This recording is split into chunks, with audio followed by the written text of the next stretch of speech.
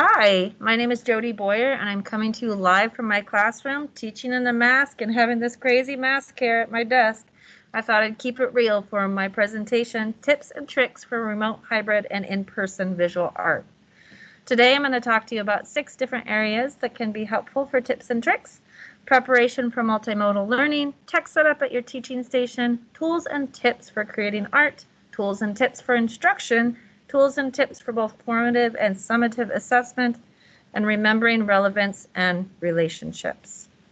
I am an art teacher in the Omaha Public Schools, and I am a studio art teacher at the University of Nebraska at Omaha, but my opinions and thoughts are my own today. First, I want to talk about materials, processes, and techniques. I work at a Verizon Innovative Learning School, so all kids are one-to-one with an iPad with a variety of apps that we can use for the creation of art. But for me, it's really important that kids also have hands-on experiences. But we're in a place where we cannot share materials and we cannot leave anything in my classroom. And so I have designed small kits that I use for the short 9 weeks that I have that contain a variety of paper qualities, sizes, some markers, some colored pencils, some paint, and other things for lessons that we're doing. No worksheets, no vocab, just potential materials for us to do art making, writing, presenting, sharing, and also have spontaneity, the possibility for ideation and innovation. So while I'm teaching, usually about half my kids are in my room and half my kids are at home 100% remote. So I teach mostly from my desk.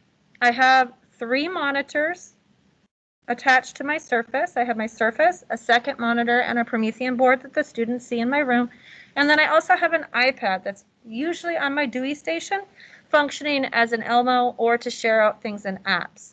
I'm always in meetings 2 ways. I'm logged in on my Surface and I'm logged in on my iPad, so I can share and manage the students from 2 different devices. This is a pretty easy setup to create. If you are interested in learning how to create this, just reach out if you're having any issues, and I'd be happy to help you. And you can also see my Dewey Station. I do not have it attached to my desk. I have a temporary desk that allows me to kind of move this anywhere I want around my room, because that kind of adaptability, spontaneity, and mobility is really important to me. All right, apps and tools for producing art. On the right side, there's a whole list of apps that I use. You can just stop the video and kind of look at those and investigate on your own. And on the left are my tips. It's really important that I keep it simple. I only have my students for about 9 weeks, and so I stick with 1 or 2 apps so I can aim for confidence and mastery. We use Autodesk Sketchbook a lot to draw at my middle school because it is free, and it has so many possibilities. I also try to remember that motor skills on an iPad or a drawing pad take time and practice, and I try to create short practice exercises with a high probability for success so students can build their confidence. Making art digitally is hard. People think it's easy, but it takes a long time to build those skills. Next is tools and tips for instruction and supporting your students. So my remote learners do not have their screens on, and they are muted. I just see a bunch of names, and it can be really hard to get interaction from them, and really hard for me to make sure that they have what they need. So I post screenshots of my learning goals in the chat.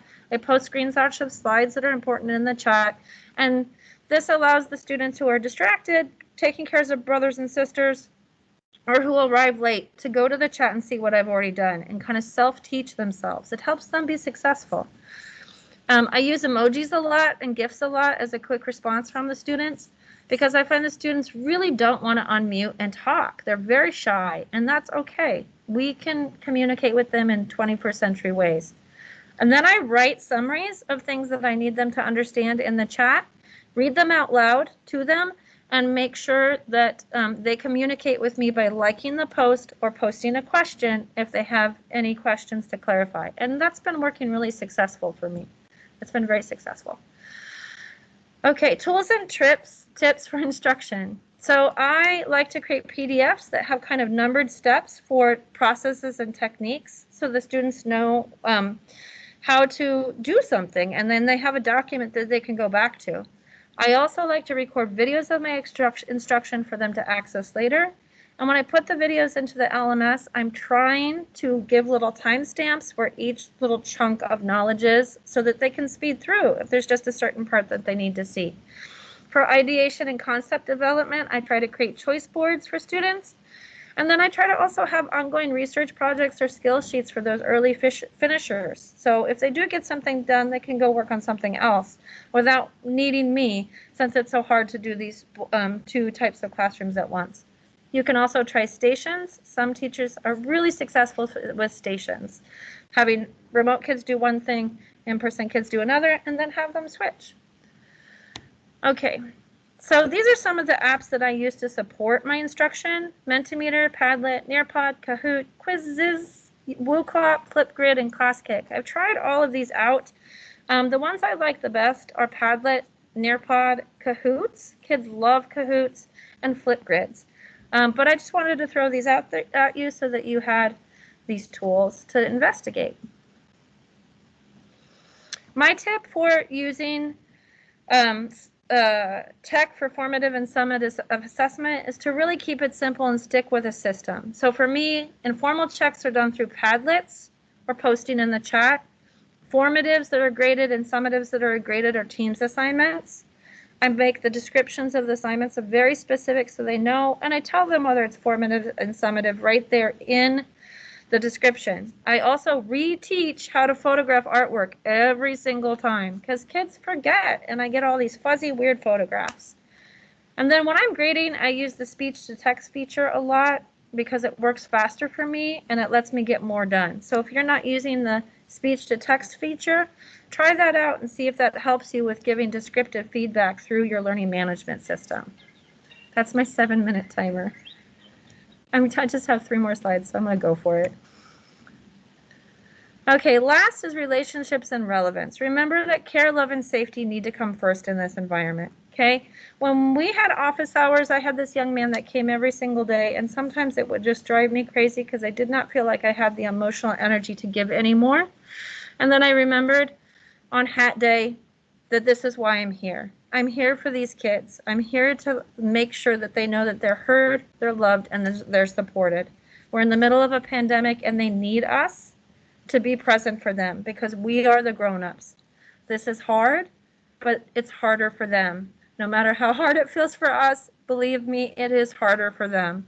So put your relationships, your care, and your love, and your safety first. Even if everything is failing artistically, instructionally, you can always give love. And so I will end with that rather than showing you the next slides because I think that's kind of the quintessential part of who I am as a teacher in my classroom is giving care, love, and safety first. And I will pop down to this end slide. If you want to know more about integrating tech into your classroom, these are some of the resources that I use as a teacher that I think are fantastic. And you can reach me at my email, studio.boyer@gmail.com. And I look forward to connecting, supporting, learning, and sharing with all of you. Have a great NAEA 2021.